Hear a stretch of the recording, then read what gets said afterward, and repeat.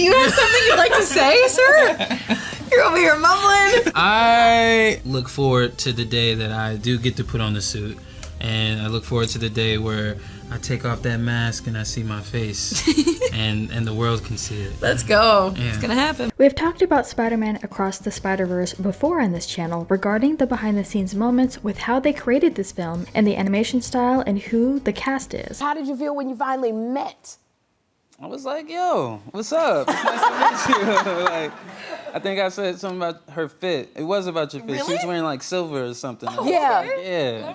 Yeah. Although this was really interesting to see considering the new animation style that isn't really common, today we wanted to go over some bloopers and funny moments involving the cast. So let's go ahead and jump right into it. I honestly didn't know until I saw the movie that some of Gwen's hurdles. We're just like, we have no idea what's going on. I just go to the booth and follow directions. We weren't given a script. Before we get into more of these moments though, some trivia for you. This one may be a little bit tricky for some, but what kind of animation was this and Into the Spider-Verse? Keep in mind, it is a mix of animation styles that is common. Leave your guesses in the comments down below and stick around to the end of the video to find out if your answer was correct. 3 writes 5 stars. I want to be in on this interdimensional text chain so bad. I get it. Honestly, same. It is with great sadness that I am here to admit there's not a Spider-Verse text chain. But honestly, this has inspired me to start one. And if we step back in time, some of the cast was really excited to even be cast in such a project like this, including Hailee Steinfeld. I mean, again, how much time do we have? And yeah, absolutely can relate to Miles. We're here. My friend Shameik and I have been joking for many months now about like how many more sessions we have on this thing and we're done. It's out. It's about to become yours. Aside from all the funny moments, we can take a moment to really enjoy the animation style in this. The uniquely gorgeous animation style of Spider-Man Into the Spider-Verse was designed to immerse viewers in the pages of a comic book. All right, here's a fun one. If you guys woke up tomorrow with spider powers, what would be the first thing you did? Jump off a building. Absolutely. Yep. Absolutely. Yeah. Amazing. Check mark me too. How's my Shameik and Jake? This was achieved by adding a couple styles of animation. I've always been fascinated by animation and just how much work goes into it all. It's really interesting and gives you more of an appreciation for it when you learn just how much work goes into editing something of this length and detail. Hulk, Gamora, Thor, Scarlet Witch, Shang-Chi, Black Panther. It depends on the battle, but I'm stuck between Hulk, Scarlet Witch, and Black Panther. I was gonna say I'm stuck between Hulk, Black Panther, maybe Thor, but Scarlet Witch too. Scarlet Witch is bad. I'm gonna go with Scarlet Witch. The creative pair, Phil Lord and Christopher Miller, kind of jokingly explained just how they came up with the main villain being the Spot. What about the Spot as a villain? And we thought, the Spot? That's the dorkiest villain. He's like a Looney Tunes Wait character. a minute. Maybe that's an idea. Right. And we realized later that it actually was perfect. There was even this funny moment with Jake Johnson, who plays Peter Parker, and he gives us insight on if he'd let his fictional character, Peter Parker, babysit his kids. Well, actually, maybe because he's Peter B. Parker and he could probably keep them alive. Yeah. So I don't know. And, I think what I drew from my own personal experience is when you have kids, you're kind of obsessed with them. We also wanted to give a shout out to our DC Thursday winner. If you guys didn't know, we ask a challenging DC related trivia question over on our community tab. You answer it correct, you get a chance to have your answer featured here in one of our videos. Like, what do you want to say, and like the chai tea bit, all this stuff that was so culturally specific came out of that session. Oh my god, how cool. And it was the most collaborative experience. Chai means Steve. You're saying DD. And an interesting fact about this sequel, in the alternate universe with Parker and Mary Jane, they are seen going through a messy divorce. This is a reference to an unproduced script draft that Sam Raimi was working on for Spider-Man 4. But I agree though, when I did see it for the first time, I was like, I get it. It all makes sense now. We didn't necessarily get a full script at the beginning of this thing. And then, yeah, I will never forget walking around the Vanity Fair party that year with Shameik. We were like, how do we get our hands on the Oscar? Yes. We slipped a selfie. Yeah. Yeah. It was like, congratulations. Right? We did it. They would have been married and later gotten divorced when it was revealed that Peter had an affair with Felicia Hardy. But don't get your hopes up just yet thinking that the storyline will be included in Spider-Man 4. I love Kate now. I love Kate. Do you have an opinion on who you think it was? I personally think Gwen. Really? Yeah, I think do. so too. I think so. I mean, spider sense is going to be the thing. Like, you're right. You're not wrong. You know. All right.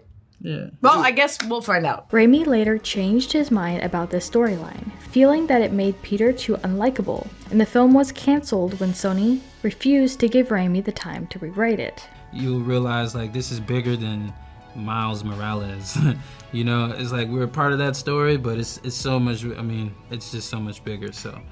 There's a lot more than 3 words. 3 words? You know what? That I was great, though. totally Perfect missed answer. the 3-word thing. Yeah. Somewhere in there he mentioned 3 that I probably would have said. Okay, so there we perfect. go. We can also appreciate this random freestyle performance of Shameik Moore kinda just shouting out random lines that his character has said as he was explaining what he had to do the action sequences. I do all sorts of things, honestly. Oh! Gwen! Be there! Ah! Yeah, right? I am Spider-Man! You just got a whole performance right there. Even when he and Hailee Steinfeld has shown up for work when they were recording their lines for the film, they talk about what they wore, and while Hailee didn't care what she looked like because there were no cameras, Shameik always needed to show up in style, so he said. I was had to take off my chains when I showed up, and Yeah. too much jingling going on. So. It was. What did you wear, like in the voiceover booth, to do? It's a lifestyle for me. I wear some jeans. He always shows up looking good. We sit down again with Phil Lord and Chris Miller, who reveal that there are some hidden jokes within the film that fans might want to watch out for. You'd have to check it against Lego Batman, which also has a joke before the movie begins. With Hailee stepping out of her comfort zone with playing this character, she went on to the Kelly and Mark show to tell a funny story about her little cousin. My mom basically looked at him and was like, all right, I've had it. She goes, do you know who I am? And he goes, no. And my mom goes, I'm Spider-Gwen's mom. Just like snapped to attention, was on his best behavior, so even my mom, we're all cool. And it's apparent that this cast had a blast working together and on this project, and are kind of lucky to be a part of being all the hype surrounding it. She's not wearing ballet shoes, she's wearing Converse Chuck Taylors that Spider-Punk gave her. So it made me want to ask you, Hailee, I didn't know that detail. Wait, really? That face, he said, where'd they come from? Oh my goodness. Who gave them to you? Yeah. Wow, I'm feeling the tension already.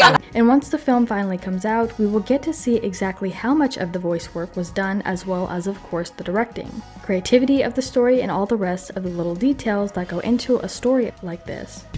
This is amazing. You aren't supposed to be Spider-Man. Gwen! Gwen! No way. Ooh, swag bag. Swag bag. Swag bag, This swag is bag. going right. Yeah. Bubble. Hello? Wait, that is so sick. And as far as the answer to our trivia question, the uniquely gorgeous animation style of Spider-Man Into the Spider-Verse and Across the Spiderverse was designed to immerse viewers in the pages of a comic book. It's a good thing that there's not a whole lot of footage of us in the booth because it would be so wild to look back. Oh my God. Here's the thing. We have to portray that we're swinging from buildings, so you can't do that standing still.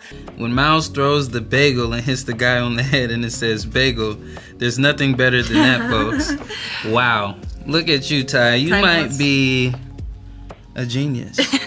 This was achieved by adding a hand-drawn touch on top of state-of-the-art computer-generated animation. Every single frame was refined by artists after it was rendered through a computer, so the final image would be lovingly crafted by hand. We have snuck into pretty much every movie that we've made since 22 Jump Street at the beginning credits. Because we want you to know that we're in the audience with you. So what do you guys think about all these moments? Which one was your favorite, and are you excited to see this film and expectations for Spider-Man Beyond the Spider-Verse, releasing next year in March? Let us know what your thoughts are in the comments down below. Make sure you're subscribed with notifications on for more videos just like this. That's it for today though. We'll see you all next time with a brand new video. First time around, same. Second, you can pull strings. But actually, Kemp and I buddied up so hard, and Kemp was like acting with me. Yeah, totally. And same, by the way. Oh my gosh. The real actor here.